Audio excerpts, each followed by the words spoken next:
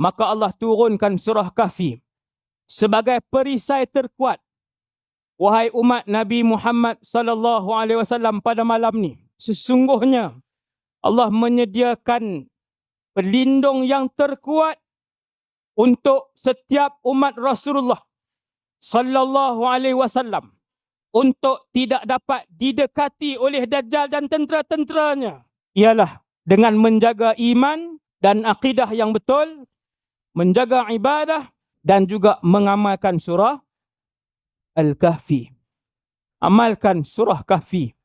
10 ayat yang terawal, 10 ayat yang terakhir.